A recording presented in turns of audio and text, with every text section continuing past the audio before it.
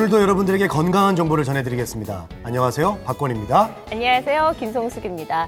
보건복지부 통계에 따르면요, 우리나라 인공관절 수술은 연간 2만 5천 건에 달하고요. 네. 또 척추 수술 환자도 연평균 12% 증가하고 있다고 합니다. 네, 많은 분들께서 이렇게 관절이나 척추 질환으로 고생을 하고 계십니다. 자, 그런데 이렇게 수치로 또 들어보니까 네. 굉장히 많네요. 그렇죠. 네. 어마어마한 숫자인데요. 네. 사실 이 척추나 관절 질환 같은 경우는 이 병명도 어려운 편이고요. 막상 걸렸다 하더라도 어떻게 치료를 받아야 될지 고민되시는 분이 참 많은 것 같습니다. 맞습니다. 네. 자, 그래서 저희가 오늘 그 고민을 덜어드리는 시간을 준비했습니다. 잠시만 기다려주세요.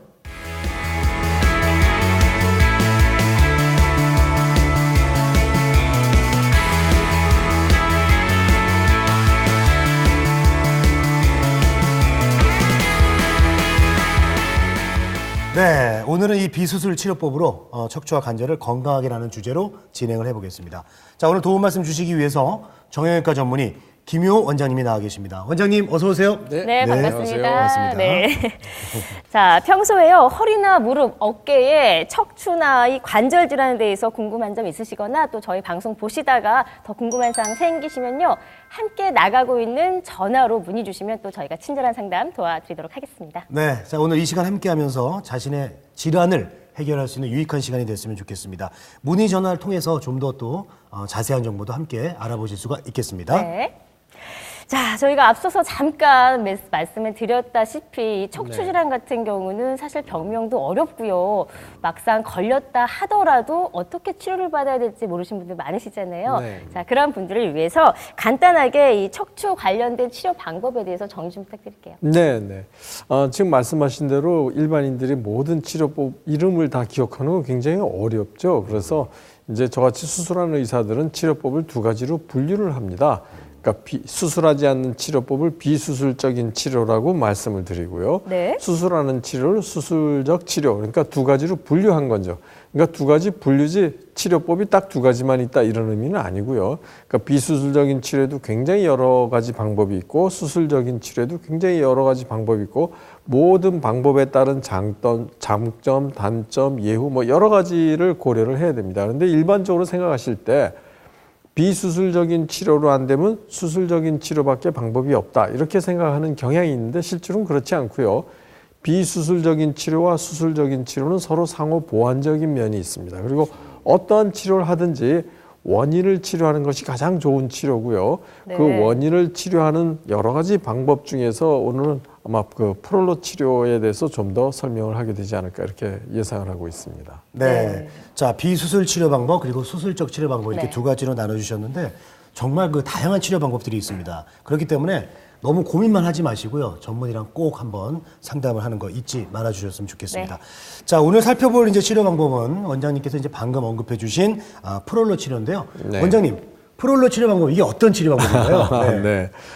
이제 아무래도 외래어고 그래서 익숙치 않고 또 이제 입에 익숙치 않은 프롤로 치료라는 발음도 좀 힘들어할 수가 있어요. 그러니까요. 네. 근데 이제 이 프롤로 치료라는 거는 우선 전제 조건이 우리 몸에 뭐 척추 질환이 있든 관절에 여러 가지 질환이 있을 때 우리 몸엔 기본적으로 낫게 하는 힘과 능력이 있다는 전제하에 치료하는 겁니다. 그래서 그 힘을 깨우기 위해서 다양한 자극 용액을 사용해서 고장난 원인 부에 주사를 놓는 걸 프롤로 치료라고 그래요. 근데 자극 용액이라고 하면 어떤 제약회사의 약품처럼 생각하는 경향인데 그건 아니고요. 이 자극 용액은 우리 몸속에 있는 성분과 같거나 아주 유사한 성분들이에요. 그 대표적인 예가 덱스트로스, 소디움 모르에이트, P2G, 기타 다양한 자극 용액을 사용해서 고장난 원인 부에 주사를 놔서 우리 몸속에 낫는 힘을 깨우는 것을 프롤로 치료라고 하고 있습니다. 네. 네. 뭐 이름도 어렵지만 또 자극 용액 이름도 어렵네요. 그러니까 정확하게 말하면 이제 네. 프롤로 치료라는 게 자극 용액을 이용해서 또 낫는 힘을 깨워준다라는 그 원리면 생각을 하면 될 것 같은데 네. 정확하게 그 원리를 좀 설명을 해주세요. 네, 그러니까 우리 몸에 낫는 힘을 깨운다라는 게 어떤 철학적인 구호만에 그치는 건 아니고요. 실제로 그 자극 용액을 주사하면 우리 몸에 세포가 몰려와요. 네. 근데 이 세포 중에 초기 단계의 세포로 이 혈소판이라는 게 있고요. 그 혈소판에서 하는 기능 중에 하나가 우리 몸에 구조 신호를 보냅니다. 그건 우리 몸이 알아서 해주는 거죠. 그러니까 고장난 부위에 그 주사를 놓으면 혈소판이 몰려오는데 혈소판 속에 성장인자라는 게 있어요. 근데 성장인자가 아주 신비한 역할을 하는 거죠. 네. 이렇게 예를 들어서 우리가 아주 위험하다. 네. 그럼 누군가 도와야 되잖아요. 그러니까 구조 신호를 보내주는 거예요. 그럼 구조 신호를 보고 실제로 세포가 몰려오는데 이 화면에 보이는 세포를 섬유화 세포라고 그래요. 네네. 근데 그 섬유화 세포가 신기한 역할을 하는데 이 화면에 보이는 이렇게 띠같이 보이는 게 유전인자인데요. 유전자의 그 띠인데 그 유전인자가 유연성이 있어요. 그래서 그 자리에서 그 섬유화 세포가 우리 몸에 그 자리에 필요한 세포로 바뀌는 능력이 있어요. 그러니까 예를 들어서 허리에 협착증이 있다. 그러면 어디 한 군데만 고장난 걸로 생각하는데 그렇지는 않고요. 여러 부위가 다 고장이 나 있어요. 그러면 그 고장난 원인 부위에 이렇게 프롤로 치료를 하면 자극용에 의해서 섬유화 세포가 몰려와서 섬유화 세포가 연골이 고장났으면 연골, 인대 고장났으면 인대, 힘줄이 고장났으면 힘줄로 회복하게 하는 게 프롤로 치료의 원리입니다. 이렇게 설명드리고 있습니다. 네. 조금 이해가 되는 것 같아요. 그러니까 네. 이제 낫는 힘을 깨운다는 게 좀 처음에 이해가 안 됐는데 네. 원장님 설명 들어보니까 이제 자세히 좀 알 것 같습니다. 그런데 이제 감기 같은 경우는 우리가 걸리면 네. 이렇게 엉덩이에 딱 한 대 맞으면 좀 괜찮아지거든요. 이것도 그렇게 한 번 맞으면 금방 낫습니까? 어떻습니까? 아주 그렇게 되면 저도 참 좋겠는데요. 아픈 사람이 없겠는데요. 네, 우선 그 프롤로 치료는 어떤 제약회사의 약품이 아니고요. 또 우리 만성적인 무슨 척추질환, 관절염 이런 게 주사 한 군데 딱 맞으면 참 좋겠지만 사실 그건 현실적으로 가능하지 않고요. 그리고 주사라고 그러면 아무렇게나 똑같은 데다 놓기만 하면 저절로 되냐? 그럼 그런 건 아니고요. 이제 비유해서 얘기하면 네. 예를 들어서 우리에게 보물 상자가 있는데 네. 아무 열쇠로나 열으려고 그러면 열릴 수가 없잖아요. 그죠? 정확한 열쇠로 딱 했을 때 그렇죠. 열리는 거 아닙니까? 네. 그러면 이제 보화가 나오는 거죠. 그리고 정확한 부위에 치료를 하되 한 번만 하는 건 아니고요. 여러 부위를 전체적으로 하면 이 보화가 열리듯이 사실 우리 몸속에 낫는 힘이 보화죠. 그러니까 그 깨우기 위해서 정확한 부위에 전체적으로 치료하는 게 프롤로 치료입니다. 이렇게 설명을 해드리는 게 좋을 것 네. 같습니다. 아니 우리 원장님이 정말 그림도 우리가 다 이해하기 쉽게 네, 그러니까요. 아주 편한 저희 눈높이에 딱 맞춰서 보기 좋은 그림으로 갖고 오셨습니다. 해 주셨습니다. 네. 일단은 정확한 부위에 이 전체적으로 치료해야 된다라고 말씀해 주셨는데 그렇다면 치료 과정을 좀 보면서 더 자세히 설명을 들어볼게요. 네, 그러죠. 이제 흔히 우리 예를 들어서 목 디스크가 있다고 하자고요. 그러면 이제 목 디스크가 요즘 젊은 분들한테도 많아요. 그러면 나 병원에서 검사를 했더니 5번, 6번에 목 디스크가 있습니다. 그럼 5번, 6번만 고장난 건 아니고 저 화면에서 보이는 좌측 그림처럼 여러 곳이 사실 고장났어요. 그중에 5번, 6번이 심하다는 뜻이죠. 그래서 그 5번, 6번을 비롯해서 여러 부위를 프롤로 치료로 자극 영향을 주사하는 거예요. 그러면 우리 몸에 치유 반응이 자극되면서 실제로 회복이 돼가지고 모양도 바뀌고 증세도 완화되거나 없어지고 기능도 좋아지게 하는 게 프롤로 치료의 과정입니다. 이렇게 설명드릴 수 있습니다. 네. 자, 프롤로 이제 치료 과정까지 살펴봤습니다. 그런데 이제 주사 치료잖아요. 네. 그래서 네. 주사 치료랑 어떤 선입견이 좀 있어서 예방 주사처럼 이게 이제 아무데나 맞아도 이렇게 효과가 있는지 네. 그런 생각을 제가 잠깐 해봤거든요. 네, 어떻습니까? 이제 그 많은 일반인들이 아무래도 이 용어를 기억하지 못하니까 주사로 놓는 건 다 같은 거 아닌가, 다 비슷비슷한 게 아닌가 이렇게 생각하는데 전혀 그건 방향이 다르고요. 어떤 이거는 통증 주사도 아니고요, 진통 소염제도 아니고요. 제가 아까 말씀드린 대로 어떤 특정 제약회사의 약품 쓰는 것도 아니고요. 우리 몸에 있는 성분과 같거나 아주 유사한 자극용액을 고장난 부위에 주사를 놓는 거기 때문에 뭐 예방 주사의 개념은 아니고요. 원인이 해결됐더니 통증은 따라서 없어지게 하는 게 프롤로 치료입니다. 이렇게 설명해 주는 게 좋겠습니다. 네. 자, 오늘 이 시간에는 비수술 치료법으로 척추와 관절을 건강하게라는 주제로 자세히 알아보고 있습니다. 자, 방송 보시다가 궁금한 점 있으신 분은 지금 밑에 나가는 번호로 문의 전화 주시면 되겠습니다. 네. 또 평소에요, 뭐 허리나 어깨, 목, 이 척추 관절로 고생하고 계신 분도 이 시간 함께 하시면서 유익한 정보 얻어가시면 좋을 것 같고요. 조금 전에 말씀해 주셨듯이 궁금한 사항 있으시면 함께 나가고 있는 번호로 언제든지 전화 주시면 제가 친절한 상담 도와드리도록 하겠습니다. 네, 프롤로 치료에 대해서 계속해서 알아보고 있습니다. 네. 자, 그런데 일단 수술이 아니고요. 주사만으로 이렇게 금방 아픈 부위가 낫는다면 정말 네. 좋겠죠. 그래서 나한테도 이게 과연 적용이 될까? 나는 되게 심각하게 아픈데 이 주사만 맞고 이렇게 좀 좋아질 수 있을지 이 프롤로 치료가 어떤 분들한테 도움이 되는지 좀 알아보겠습니다.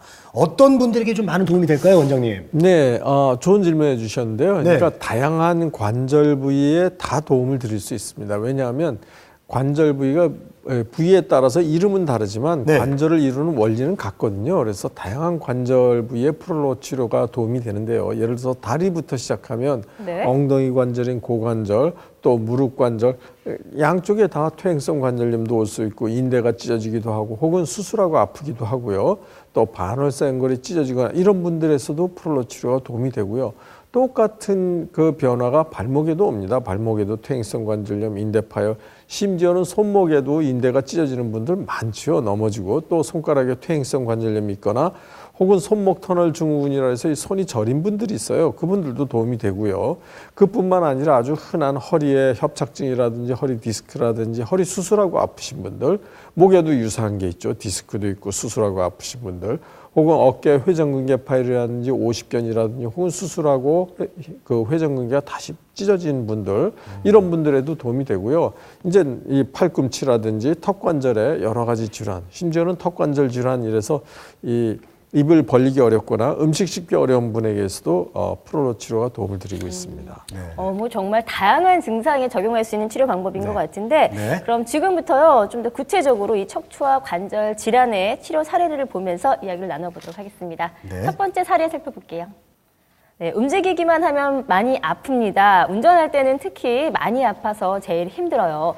앉아있기도 힘들고 생활이 안 됩니다.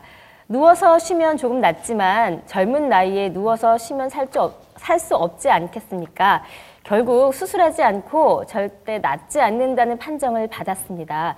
프롤로 치료가 도움이 될까요? 라고 해주셨는데 37살이세요. 이분은 굉장히 젊은 분이시고요. 네. 수술을 하지 않으면 낫지 않는다. 이렇게까지 지금 판정을 받으셨거든요. 네. 자, 이렇게 심각한 상태인데 프롤로 치료로 도움을 좀 받으셨는지 궁금합니다. 네. 어떻습니까? 네, 그러니까 제가 아까 말씀드릴 때 비수술적인 치료 혹은 프롤로 치료를 포함해서 그게 안 되면 무조건 수술한다 이런 단순한 등식이 있는 게 아닙니다라고 얘기했는데 이분은 네. 심한 거예요. 심한데 어느 정도 심했냐면 운전하는 것도 힘들고 서 있는 것도 힘들고 그저 누워 있으면 잠시 편하고 앉아 있는 것도 힘들다 그랬어요. 그러니까 운전하면서 앉아 있는 것도 힘드는데 이분이 아주 그 유명 대기업에서 열심히 일하는 일을 하고 있는데 굉장히 스트레스가 많은 거죠.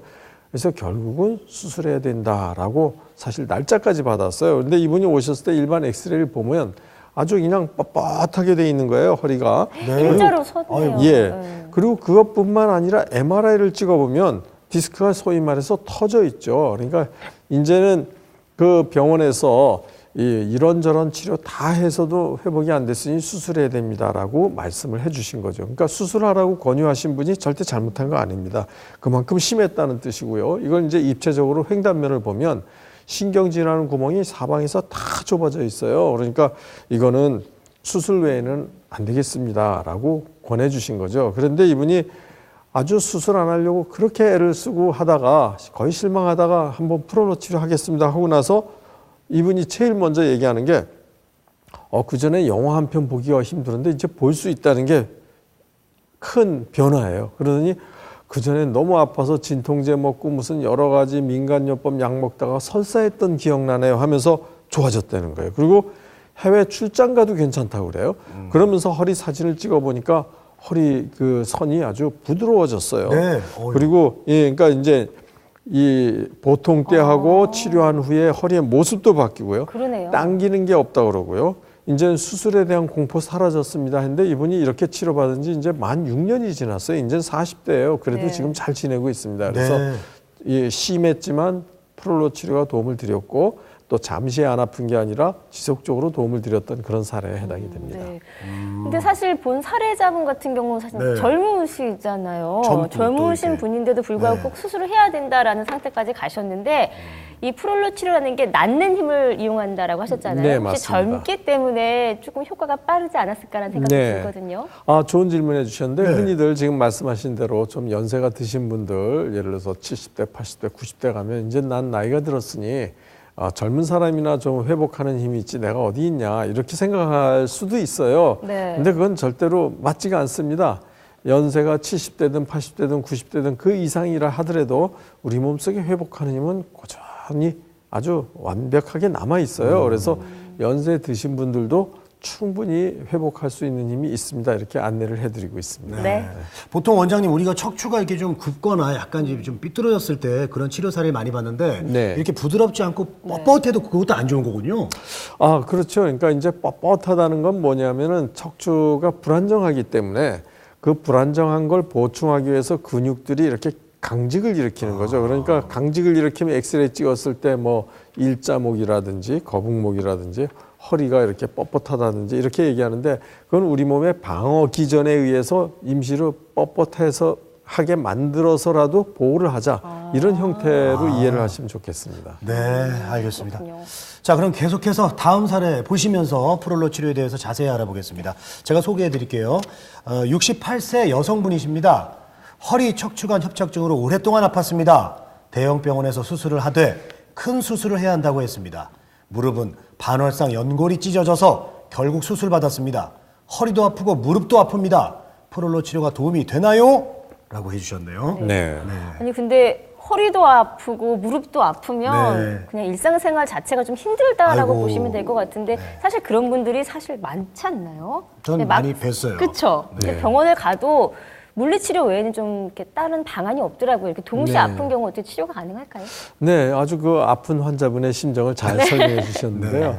이분이 이제 너무 아프고 허리 아픈 지 68세지만 워낙 오래됐어요. 한 20년 허리 아프고 아유, 그랬었고요. 너무 오래되셨다. 이제 무릎에 이제 인공관절 수술하기엔 좀 아까우니 관절 내시경 수술해서 레이저로 좀 수술합시다 했는데 계속 아픈 거예요. 그러니까 이제는 인공관절 수술해야 됩니다. 그러니까 허리도 결국 수술해라 이야기 듣고 무릎도 인공관절 수술하라 이런 권유를 받았죠. 그러니까 이분이 오셨을 때 이 허리 모양을 보면 아까 좀 삐뚤거나 이제 뻣뻣한 걸 얘기하셨는데 이분은 허리가 이렇게 주저앉았어요. 그러니까 많이 폈어요. 허리가 많이 이렇게 폈네요, 이번엔. 구부정한 거죠. 네.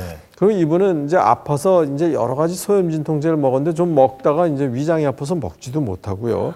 이제 걷지 못하고 뭐 일어서려고 하면 벽을 짚고 일어서야 돼요. 근데 아이고, 그것만 있는 게 아니라 무릎이 이제 내시경 수술을 받았죠. 받았는데 계속 아파요. 그래서 MRI를 찍어봤더니 그 연골이 찢어지면서 인대까지 이렇게 찢어져서 이렇게 하얗게 빈 데가 있어요. 그래서 이제는 연세가 60대 후반이고 70대이니 인공관절 수술하는 게 좋겠습니다라는 권유를 받으신 거죠.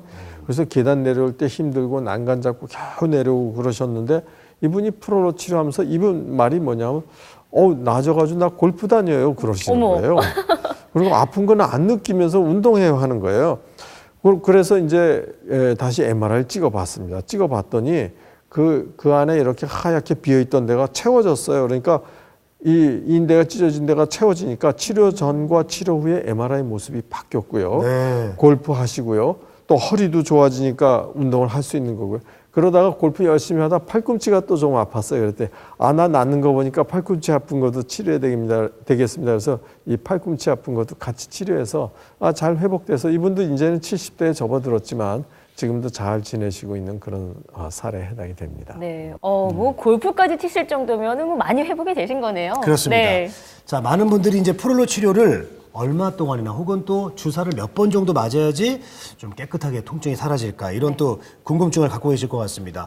자, 아무리 좋은 치료도 너무 자주 그리고 이렇게 오랫동안 해야 된다고 하면은 환자분들께서는 당연히 부담을 가지실 것 그쵸. 같아요. 네. 원장님, 그 주사 맞는 횟수나 네. 치료 기간 어느 정도 될까요? 네, 누구나 궁금해하는 질문인데요. 네네네. 흔히들 이제 주사를 나 일주일 간격으로 맞았다, 열흘에 한 번씩 맞았다, 2주에 한 번씩 맞았다 이러시는 분들이 있으면서 그것도 같은 주사다 이렇게 생각하는 경향이 있는데 그렇지는 않고요. 프롤로 치료는 표준적으로 한 4주 내지 6주에 한 번씩 치료합니다. 그러니까 네. 4주 내지 6주에 한 번씩 치료, 그 사이에는 일상생활을 하는 거죠. 그런데 이걸 그냥 산수 공식처럼 몇 번만 맞으면 싹 낫습니다 이렇게 얘기하기는 참 어려워요. 그래서 이제 일단 표준적으로 평균적으로 한 3회에서 5회 치료합니다 이렇게 안내를 해드리고요. 네.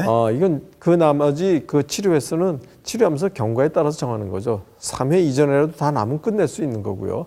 5번 치료했는데 더 필요하다 그러면 좀 더 치료할 수도 있고 그렇습니다. 네. 그렇죠. 아마 이제 환자분의 상태에 따라서 말씀해주신 주기나 횟수가 조금 이제 바뀔 수밖에 없겠죠. 그렇죠. 네. 네. 자, 계속해서 다음 사례 소개해드리도록 하겠습니다. 네, 2009년 8월에 무릎 반월상 연골 파열로 전문 병원에 수술을 받았습니다. 수술 후 더 아프고 다리가 휩니다.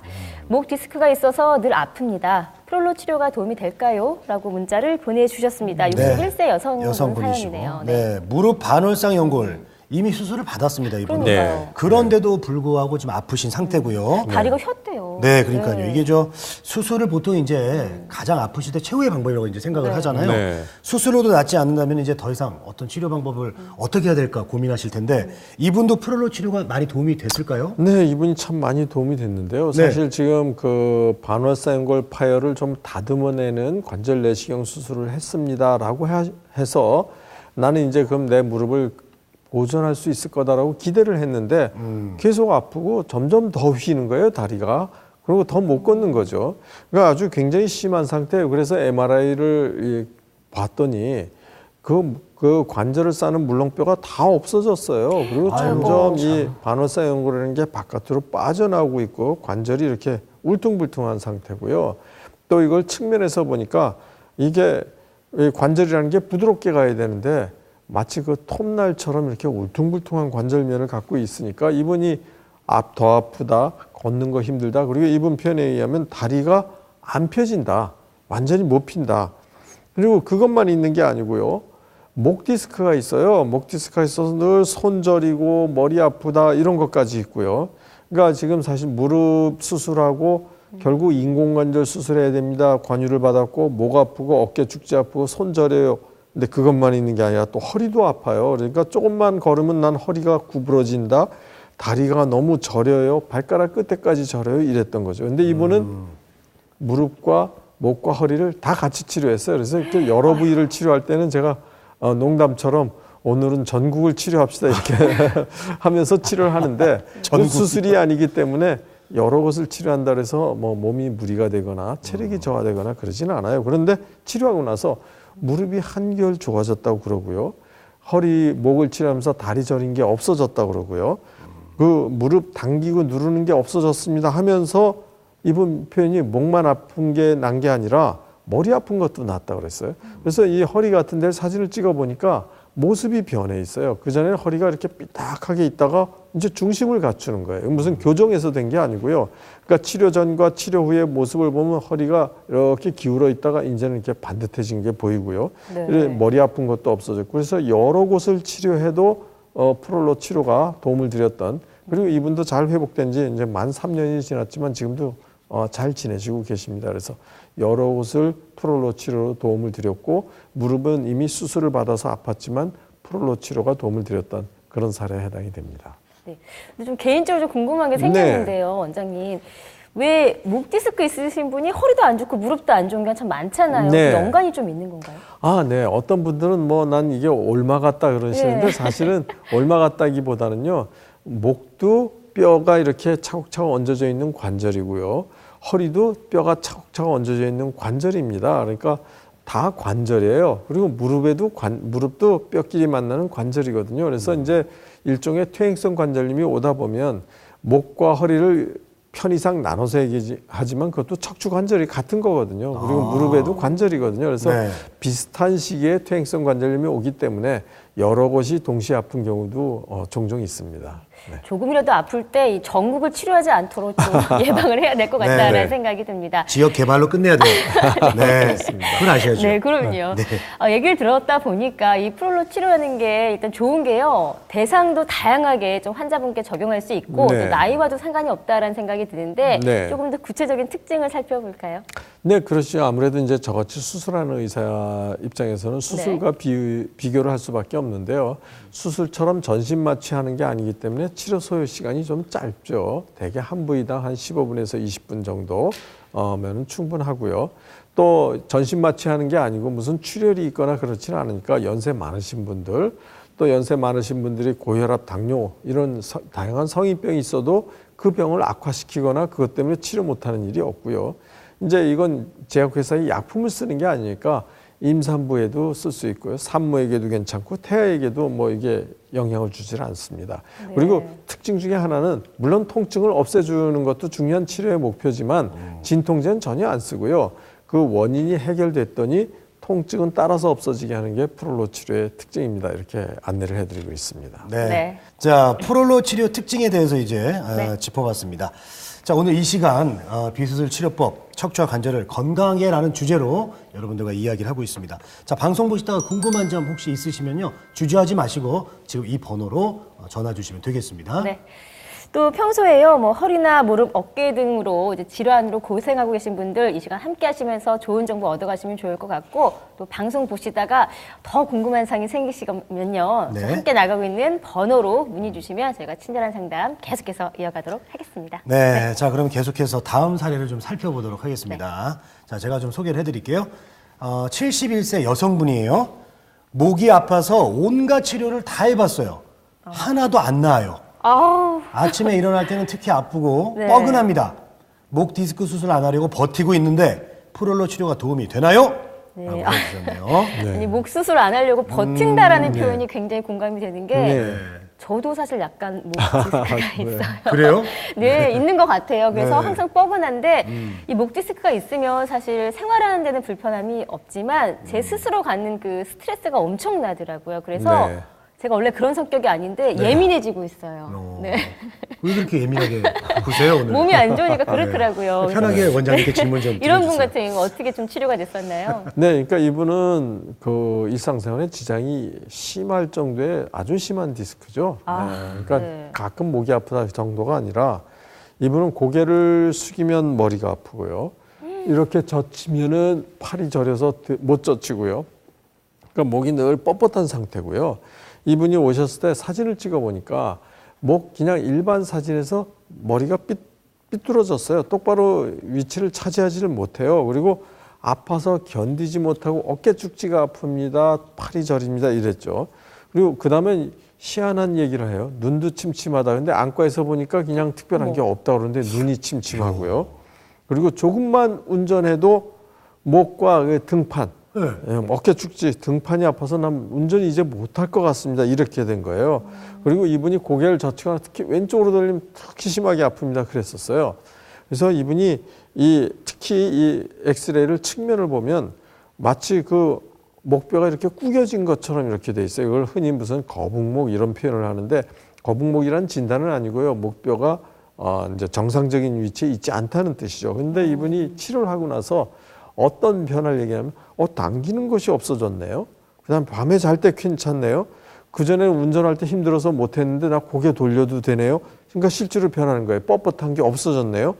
그러다 보니까 이제 70대 초반이시다 보니까 이제 내 손자 데리고 놀아도 되고 손자 볼 수 있다 그러는 거예요. 그러면서 사진을 찍어 보니까 목에 그 배열이 많이 균형이 좋아졌어요. 그전엔 균형을 못 잡다가 그리고 측면에서도 보면 마치 이렇게 굉장히 심한 거북목이었던 것이 회복이 된 거예요. 그러다 보니까 이제는 잘 지내고 있는 거예요. 그러니까 이분은 목 디스크 중에서도 굉장히 심한 목 디스크였는데 좋아졌을 뿐만 아니라 활동이 좋아지니까 운전하는 것도 이제 다시 잘 할 수 있게 되고 또 그 연세에 이제 그 손자 손녀들 보고 싶은 마음이 있잖아요. 근데 걔네들하고 놀아줄 수 있을 만큼 회복이 됐던 그런 사례에 해당이 됩니다. 네. 아 뭐, 근데 네, 사실 이 목 디스크라는 게요. 요새 젊은 분들도 굉장히 많이 생기는 그 질환이잖아요. 네. 정말 일상생활에 뭐 컴퓨터를 많이 한다든가 네. 스마트폰, 자세. 스마트폰, 그쵸? 그게 또 그거 문제예요. 끊어야 되는데 중독이라서. 네. 그래서 그런 생활 습관은 어떻게 좀 하는 게 좋을까요? 네, 자 지금 말씀하신 대로 네. 이 젊은 분들이 아무래도 기성세대보다는 이 모니터 보는 시간이 많고 키보드 작업이 많잖아요. 네. 근데 이제 그 책을 보는 거하고 그 모니터 보는 게 다른 게 책을 볼 때는 고개를 좀 이렇게 움직이는데요. 모니터 볼 때는 눈동자만 움직이게 돼 있습니다. 그러니까 목이 굉장히 피곤해요. 그래서 이제 특히 젊은 분들은 중간중간에 이렇게 잠깐씩 쉬면서 좀 이완하는 체조도 가지시고 몸 전체를 유연하게 하는 체조나 이런 습관을 가지시고 일을 하는 게 좋겠고요. 그다음에 젊은 분들이 분명히 과거보다는 목 디스크 있는 분들이 많아요. 그런데 더 연세 드실 때까지 참으면서 점점 악화된다기보다 좀 더 젊었을 때 일찍 치료해서 더 건강한 40대, 50대, 60대, 70대를 미리 계획하는 게 좋겠다 이렇게 권해드리고 싶습니다. 네. 원장님 컴퓨터를 이렇게. 그러니까요. 컴퓨터 어떻게 이렇게 합니까? 예. 자, 빨리 치료를 좀 받으셔야 될 것 같습니다. 알겠습니다. 네. 네. 원장님 그리고 네. 궁금한 게요. 네. 그 목 디스크가 아무래도 목이 더 허리보다 척추보다 짧잖아요. 네. 그러면 주사도 좀 덜 들어가나요?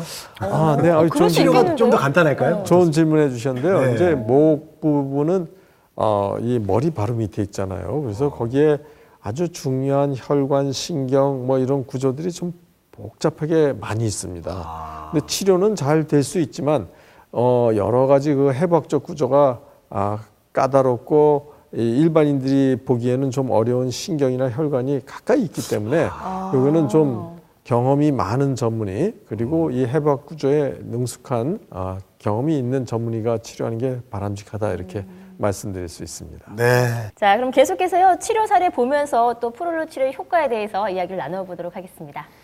네, 왼쪽 어깨를 직업상 많이 써야 됩니다. 돌을 다루는 직업이기 때문에 힘도 많이 쓰고 일할 시간도 깁니다. 힘줄이 찢어져서 어깨 회전근개 파열 수술을 해야 한다고 합니다. 프롤로 치료가 도움이 될까요? 라고 또 41세 남성분께서 보내주신 사례인데요. 일단은 이분 같은 경우는 어깨가 파열이 됐는데 계속 또 돌을 이렇게 들고 움직여야 되는 상황이기 때문에 그 네. 이후에 처방도 좀 중요할 것 같은데 네. 어땠을까요? 네, 그러니까 이분은 직업상 어쩔 수 없이 이제 그 어깨나 이런 힘을 많이 써야 되는 거예요. 네. 그러니까 이제 돌이나 이런 무거운 걸 다루니까 아무리 여러 가지 설비의 도움을 받더라도 힘을 써야 되죠. 그래서 이걸 의학용어로 뭐라 그러냐면 과사용근 증후군이라고 그래요. 직업상 어쩔 수 없이 그 무거운 거 한두 번 가지고는 생기지 않는데 계속 하다 보니까 어깨가 아파서 팔을 못 들고 평소에 하던 일을 못 하는 거예요. 그래서 이제 그 초음파로 사진을 찍어 보니까 거기가 이제 완전히 이렇게 까맣게 변했어요. 그게 무슨 네. 뜻이냐면 거기에 힘줄이 다 들러붙어야 되는데 이렇게 찢어진 거예요. 그러니까 젊은 나이인데도 옷 갈아입는 거 힘들어하고 만세를 못하고 밤에 아파서 쩔쩔매는 거예요. 그래서 이분에게 여러 가지 치료 방법이 있죠. 그런데 이제 수술 권유까지 받은 상태에서 프롤로 치료를 한 거죠. 그랬더니 이분이 서서히 직장을 그만두지 않았고요. 일을 그만둔 것도 아니었는데 서서히 치료하더니 그전에 만세를 못하다가 만세가 돼요. 어머. 그리고 이제 돌 움직이고 뭐 평소에 하던 일 다 할 수 있는 거예요. 그러면서 초음파로 사진을 찍어 보니까 그 찢어졌던 부위가 이렇게 생겼어요. 여기 하얗게 그 부위에 힘줄이 생긴 거예요.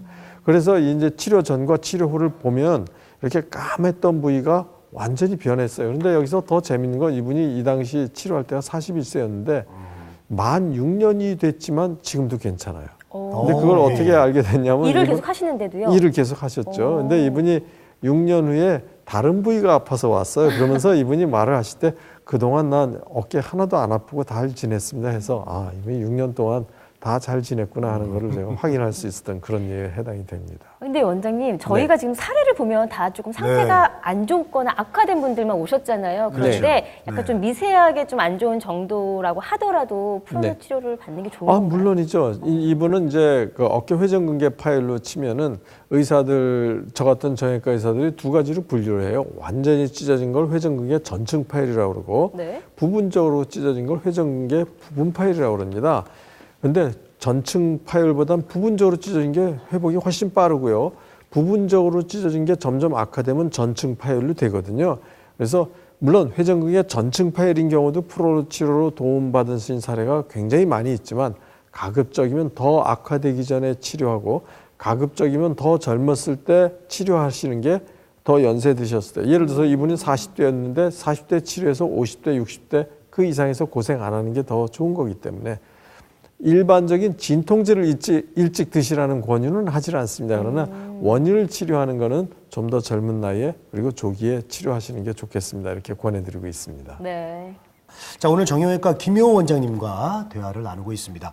자, 그리고 원장님 이것도 궁금합니다. 네. 주변에 이렇게 둘러보면은 네. 유난히 이렇게 손가락이나 네. 또 발가락이 좀 짧아서 이렇게 또 네. 스트레스 받는 분도 굉장히 네. 그것도 안 겪어본 사람은 모를 그렇죠. 거거든요. 그 네. 얼마나 그 속상하고 그렇죠. 마음이 아픈 거를. 자, 그런 것도 치료가 혹시 가능할까요? 아, 네. 그 아주 좋은 가능해요? 질문 해주셨는데요. 네. 이제 그런 분을 프롤로 치료로 길게 하지는 못하고요. 예. 이제 그럴 때는 어쩔 수 없이 수술적인 방법을 취하는데 이제 의학용어로 그걸 피질골 절골술이라고 해서 뼈에 아주 미세하게 살짝 금만 내놓고 외고정기구라는 걸 이용해서 서서히 벌려주면 우리 몸에 회복하는 힘이 있기 때문에 거기서도 뼈가 생기고 조직이 생기고 신경이 생기고 혈관이 생겨요. 그걸 의사가 만들어주는 건 아니고요. 우리 몸에 회복하는 힘이 있기 때문에 하는 거고 의사가 하는 거는 그 환경을 마련해 주는 거죠. 그래서 그럴 때는 수술적인 방법을 통해서 뭐 휘어 있는 다리를 반듯하게 한다거나 혹은 손가락, 발가락이 짧은 데를 늘려주는 것을 도와줄 수 있습니다. 일단 수술을 받으면 그래도 이제 손가락이나 발가락 길이를 늘릴 수 있다라는 거잖아요. 그렇습니다. 어떤 치료 과정을 걸치는지 조금 궁금하거든요. 네. 예를 들어서 이제 손가락이 짧다. 네. 그러면 예를 들어서 이제 제 손가락은 뭐 짧지는 않지만 예를 들어서 셋째 손가락이 짧다. 네. 혹은 다섯째 손가락이 짧다. 그러면 어쩔 수 없이 짧은 손가락을 늘려야 되잖아요. 네. 그래서 이제 실제로 수술을 하는 수밖에 없어요. 그래서 제가 그 사례를 보여드리면 네. 예, 젊은 여성이에요. 볼까요? 네. 그런데 아주 젊은 여성이고 얼굴도 예쁘고 좋은 직장 다니고 다 하는데 어유. 본인에겐 이게 손가락이 굉장한 스트레스예요. 세 번째 손가락이요? 예, 셋째 손가락하고 다섯째 손가락이 짧은 거예요. 물론 이 셋째 손가락, 다섯째 손가락 짧다고 생활을 못하는 건 하나도 없습니다. 학교도 다니고 직장도 다니고 다 하죠. 그러나 본인은 그게 스트레스에서 남한테 보이길 굉장히 싫어하는 거죠. 그렇죠. 그래서 결국 수술하고 늘려줬더니 실제로 셋째 어머. 손가락, 다섯째 손가락이 늘어났어요. 이야. 근데 이거를 그러니까 치료 전과 치료 후를 비교해 보면 분명히 같은 사람이지만 이렇게 이야, 차이가 나타나죠. 근데 이거는 아까 말씀드린 대로 의사가 어떤 뭐 마술과 같은 일을 하는 건 절대 아니고요. 우리 몸에 회복하는 힘이 있기 때문에 서서히 그 피지골 절골술을 통해서 늘려주면 정상적인 힘줄, 신경, 피부, 뭐 땀샘, 뭐 모든 게 다 똑같이 이렇게 회복이 돼서 지금은 이렇게 잘 쓰고 있습니다. 그래서 이야. 피질골 절골술로 도움을 드렸던 그런 사례에 해당이 됩니다. 이야, 성수 정말 신기하네요. 그러니까 아니 예. 저희가 화면을 통해 봤지만 이 비포랑 애프터가 엄청난 차이가 나는 것 같은데 네. 사실 몸도 아픈 것도 중요하지만 몸을 치료하는 것도 중요하지만 네. 마음의 치유가 참 중요하지 않을까 싶은데 이분은 아마 마음적으로 더 행복해지고 그러니까요. 편안해지셨을 것 네. 같아요. 네. 다른 사람과 다르게 생겼다는 이유 하나만으로 사실 자신 없게 살았을 거 아니에요. 맞습니다. 그런 부분에서 아마 큰 용기도 생기지 않았을까. 그리고 더 신기한 게 네. 외형적인 것도 이게 치료가 됐지만 아까 말씀하셨던 것처럼 신경이라든가 네. 땀샘이라든가 손가락의 기능 그대로 그러니까 그게 더 너무 신기하네요. 신기한데요, 원장님? 네, 그래서 이제 이거를 편의상 늘렸다 그러지만 의학용어로 그걸 조직 재생이라는 말을 써요. 그러니까 조직 재생. 그냥 예를 들어서 고무줄 잡아당기듯이 쫙 잡아당기면은 그냥 어딘가 끊어지면서 늘어나가지고 예를 들어서 굵기가 얇아지든지 그러지 않겠어요? 네. 그렇지 않으면 잘못하면 신경이나 혈관이 끊어질 거 그렇죠. 아니겠어요? 그런데 이거는 그게 아니라 미세한 금을 내놓고 서서히 벌려주면 우리 몸에서 조직을 재생하는 거예요. 만들어내는 거예요. 그렇기 때문에 다 끝나고 났더니 정상 뼈하고 똑같고 정상 힘줄과 똑같고 정상 피부와 똑같고 피부에 있는 예를 들어서 땀샘이라든지 피부에 있는 어떤 이 얇은 이런 그 털 같은 것도 똑같이 생깁니다. 그래서 나중에 모양뿐만 아니라 기능도 정상적이라고 해도 과언이 아닌 걸로 생각이 됩니다. 신기하네요. 예. 우리 저 선생님들은 정말 네. 마법을 부리는 아이, 별 말씀. 저는 그렇게 보고 싶어요. 네. 정말 대단합니다. 네.